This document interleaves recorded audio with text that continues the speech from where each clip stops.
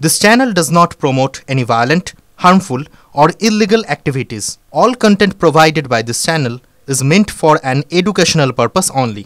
দীপ, আমরা শুরুতেই যে গুরুত্বপূর্ণ খবরের দিকে নজর রাখবো তা হচ্ছে সুপ্রিম কোর্টে আমরা সবাই জানি যে 26,000 চাকরি বাতিল মামলার শুনানি ছিল, সেই শুনানি শেষ হয়েছে এবং শুনানি শেষে যা জানা যাচ্ছে রায়দান স্থগিত রেখেছেন প্রধান বিচারপতি। দাঁড়িয়ে বা স্কুল সার্ভিস কমিশন স্পেসিফিক দাঁড়িয়ে লিস্ট ওয়াইজ নেম ওয়াইজ যদি এটা পাবলিশ করতে বা দেখাতে পারতো, সেই জায়গাটা কিন্তু তারা কেউ দেখাতে পারছে না। একটা সংখ্যা নিয়ে গন্ডগোল হলো, 10,000 জন বলছিলেন বিকাশ বাবু এবং আপনারা বলছিলেন এবং স্টেট বলছিল 5,000 সামথিং বলছে, তারা কখনো 10,000 এর সাবমিশন তারা দেয় না। তাদের স্কুল সার্ভিস কমিশনের 10 থেকে 15 রকমের এফিডেভিট আছে। সিঙ্গেল বেঞ্চ থেকে সুপ্রিম কোর্ট অবধি যদি স্কুল সার্ভিস কমিশনের এফিডেভিট দেখা যায়, সেই ফিগার মোটামুটি প্রায় 10,000-এর কাছে আসে। এখন তারা এসে 5,000 বলছে, তার মানে অ্যাডমিট করছে ইলিগ্যালিটি হয়েছে, এটা নিয়ে কোনো ডাউট নেই। এবার ফিগারটা কত, 5,000 না 7,000 না 10,000, সেইটার যদি এক্স্যাক্ট জিনিসে না থাকে তাহলে কি করবে? তাহলে আলটিমেটলি তো সবটাই যাবে।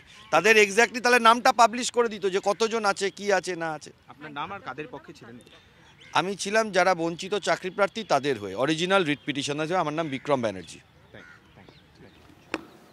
আমরা সরাসরি চলে যাব আমাদের প্রতিনিধি সুমন মহাপাত্রের কাছে। সুমন, তাহলে জটটা কোথায় থেকে গেল?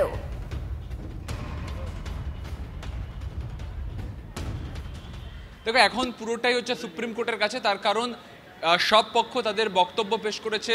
সুপ্রিম কোর্টে 26,000 চাকরি বাতিল মামলার সওয়াল জবাল পর্বর ইতি হয়েছে।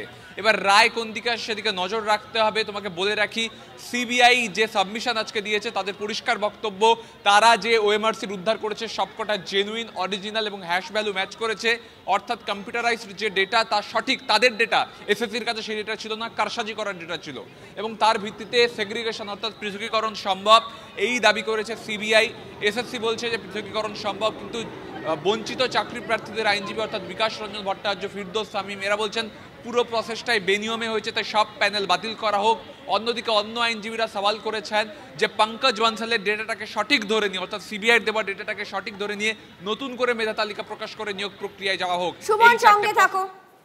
ফিজ কাউন্সিল থেকে সব প্যানেলগুলো ভ্যালিডেট করা হয়েছিল কোর্ট থেকে, সেই জন্য এই সমস্ত কাউন্সিলিং যেটা হয়েছে লিগালি ভ্যালিড। সিবিআই তরফ থেকে পঙ্কজ বানসালের বিষয়ে একটা কথা বলা হলো, যেটা আগে বলা হয়নি, যে পঙ্কজ বানসালের ডেটা সঠিক বলা হচ্ছে, সেটা দিয়ে কি সেগ্রিগেট করা সম্ভব? সেরকম কি ইন্ডিকেশন দিয়েছে? There is no indication whatsoever. হ্যাঁ, দের ইজ আ লিস্ট রয়েছে যাদের মানে লিস্ট অফ টেন্টেড ক্যান্ডিডেটস আছে, বাট কোর্ট প্রাইমা ফাসি এই ওপিনিয়নটাই দেখছে যে এরকম বটস্টাফ সিলেকশন হয়েছিল, এরকম বটস্টাফ রেকমেন্ডেশন হয়েছিল, আর যেটা অর্ডার পাস করা হয়েছিল বাই দি অনারেবল হাইকোর্ট সেটা সাস্টেনেবল কি না। আদিল আহমেদ। আপনি কাদের পক্ষে ছিলেন? আমি ছিলাম 8th ফেজ কাউন্সিলিংয়ের যারা ক্যান্ডিডেট ছিলেন, গ্রুপ বি 9-10 অ্যাসিস্ট্যান্ট টিচার্স ওদের।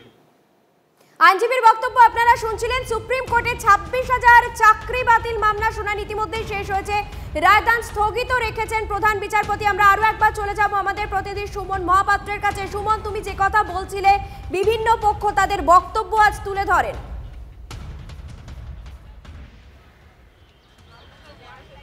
দেখো, এখানে যদি সুপ্রিম কোর্ট এখন এই পঙ্কজ বানসালের কাছ থেকে প্রাপ্ত ওএমআর সিটগুলোকে বৈধ হিসেবে মেনে নেয়, 65B দ্বারা অ্যাডমিসেবল হয়, এভিডেন্স একটা সেটা মেনে নেওয়া হয়, তাহলে কিন্তু সেগ্রিগেশন সম্ভব। সুমন, একটু বিরত করছি, তোমাকে আসছি তোমার কাছে। মামলাকারীদের আইনজীবী বক্তব্য রাখছেন, শুনবো সরাসরি।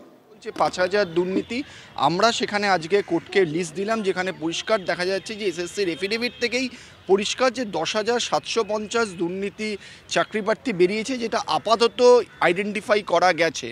তার মানে এরকম আরও অনেক থাকতে পারে যাদের এখনও আইডেন্টিফাই করা যায়নি, তাই এই কারণেই সেগ্রিগেশন পসিবল না। কারণ এসএসসি আর সরকার কখনোই কোনো লিস্ট দেয়নি সঠিকভাবে যে কারা যোগ্য বা কারা অযোগ্য। আজকে সিবিআই একটা কথা বলছিল যে বানসালের কাছ থেকে যে ডেটা পাওয়া গিয়েছে সেই ডেটাটা তারা প্রকৃত ডেটা বলে মানছে। তার কারণ হলো ইনভেস্টিগেশন দেখা গেছে যে অরিজিনাল ওয়েমার স্ক্যান করেছিল ডেটা স্ক্যানটেক, তাই ডেটা স্ক্যানটেকের কাছে অরিজিনাল স্ক্যান কপি যে স্ক্যান ওয়েমারের হ্যাশ ভ্যালু ছিল এবং সেই স্ক্যান করে ডেটা স্ক্যানটেক নাইসাকে দেয়, নাইসার থেকে বানসাল নিজের কাছে সেগুলো রাখে। বানসালের থেকে যেগুলো রিকভার হয়েছে আর ডেটা স্ক্যানটেক কাছে যে স্ক্যান ওয়েমার শিটস আছে সেগুলো মিলিয়ে দেখা গেছে সেগুলো সেম। আইনজীবী করুণানন্দী বলছিলেন যে বানসালের কাছ থেকে যে ওএমআর শিট পাওয়া গেছে আর তার কাছ থেকে পাওয়া যে হার্ড ডিস্ক দুটো মিলছে না। এটা দেখুন, এটা পরিষ্কার সিবিআইয়ের চার্জশিটে আছে এবং উইথ সাফিসিয়েন্ট এভিডেন্স যে ডেটা স্ক্যানটেকের কাছে যে স্ক্যান কপি আছে আর বানসালের কাছে যে স্ক্যান কপি, দুটো হার্ড ডিস্ক মিলে গেছে, দুটোর হ্যাশ ভ্যালু মিলে গেছে। আরেকটা বিষয় হলো ইনভেস্টিগেশনে বেরিয়ে এসছে যে আরটিআইয়ের ইনফরমেশনের ক্ষেত্রে বানসালই এসএসসিকে প্রোভাইড করতো যেখান থেকে ওএমআর দেওয়া হতো। আপনারা তো সর্বশেষ কোনো একটা ওয়ে আউট চাইবেন, আপনারা কি চাইছেন? দেখুন, আমরা তো সত্যিকারের চেয়েছিলাম যে যাতে করে সরকার এবং এসএসসি একটা প্রকৃত লিস্ট নিয়ে আসুক, যাতে সেটাকে অ্যাকসেপ্ট করা যাক এবং যারা বঞ্চিত তারা চাকরিটা পাক। কিন্তু এখন যা পরিস্থিতি, পুরোটা বাতিল করে যারা 2016 সালে পরীক্ষা দিয়েছিল এজ রিল্যাক্সেশন দিয়ে তাদেরই নতুন করে পরীক্ষা নেওয়া ছাড়া আর কোনো উপায় আপাতত আমাদের যে সাবমিশন বা আমরা এটাই করেছি, কারণ আর কোনো উপায় আমরা দেখছি না। এবার মহামান্য প্রধান বিচারপতি কী রায় দেবেন সেটাই দেখা। Thank you. সরাসরি আরও একবার চলে যাবো, আমাদের প্রতিনিধি সুমন মহাপাত্র রয়েছেন। সুমন, তোমাকে থামিয়েছিলাম, প্লিজ কন্টিনিউ।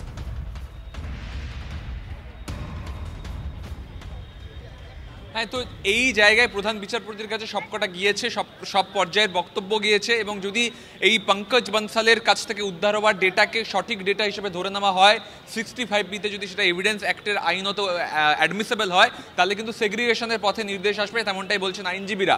তবে এছাড়াও বেশ কিছু জায়গায় ইলিগালিটিস রয়েছে, এই অভিযোগ করেছেন বঞ্চিত চাকরি প্রার্থীদের আইনজীবী বিকাশ রঞ্জন ভট্টাচার্য, ফিরদৌস শামীমরা। তারা বলছেন যে কাউন্সেলিং হয়েছে প্যানেল এক্সপায়ারি হওয়ার পরে, ফলে এই প্রক্রিয়া সম্পূর্ণ বাতিল করতে হবে। পুরোটাই এখন প্রধান বিচারপতির সামনে, তিনি কোন দিকে নির্দেশ দেবেন। তবে আজকের যে সওয়াল জবাব হলো সেখান থেকে যদি কি পয়েন্টস তোমাকে বলতে হয় দীপ, প্রথমত সিবিআই আজকে পরিষ্কার করে বলে দিল তারা যে ডেটা উদ্ধার করেছে পঙ্কজ বনসালের কাছ থেকে সেই ডেটা অথেন্টিক, অর্থাৎ সেই ডেটার ভিত্তিতে সেগ্রিগেশন সম্ভব। এই সেগ্রিগেশন হলে এই যে ধর্মতলায় যে চাকরি জীবীরা বসে আছেন, শিক্ষকরা বসে আছেন, তাদের চাকরিটা থাকবে। একেবারে সুমন, নজর থাকবে আমাদের এদিকে। তবে এই মুহূর্তে নয়াদিল্লি থেকে আমাদের প্রতিনিধি জ্যোতির্ময় কর্মকার আমাদের সঙ্গে সরাসরি রয়েছেন। জ্যোতির্ময়, তুমি তো গোটা সওয়াল জবাবের সময় ছিলে সুপ্রিম কোর্টে, কি ঘটলো, কি বললেন, কি অবজারভেশন আজকে সুপ্রিম কোর্টে? দেখো, প্রথম থেকে যে সমস্যাটা ছিল যে পৃথকীকরণ করা সম্ভব কি সম্ভব নয়, সেই বিষয়টি কিন্তু শেষ পর্যন্ত স্পষ্ট হলো না। সিবিআই আজকে একটি নতুন কথা বলেছে যে তারা ডেটা স্ক্যানটেকের কাছ থেকে যে তথ্য পেয়েছে এবং পঙ্কজ বনসালের কাছ থেকে যে ডেটা পাওয়া গেছে, দুটো ম্যাচ করে তারা দেখছে যে হ্যাশ ভ্যালু এক, এবং সেক্ষেত্রে তারা পঙ্কজ বনসালের কাছ থেকে পাওয়া ডেটাকেই প্রকৃত সত্য বলে তারা মেনে নিচ্ছে। কিন্তু একাধিক আইনজীবী বারবার ধরে বলেছেন যে পঙ্কজ বনসালের কাছ থেকে পাওয়া ডেটা সেটাও সন্দেহজনক যে নয়, এমন কথা কখনো বলা যাচ্ছে না। এবং আরেকটি বিষয় স্পষ্ট যে এসএসসির কাছে যে ডেটা রয়েছে সেটা সম্পূর্ণভাবে ট্যাম্পার্ড, এই বিষয়টিও স্পষ্টভাবে বলা হয়েছে।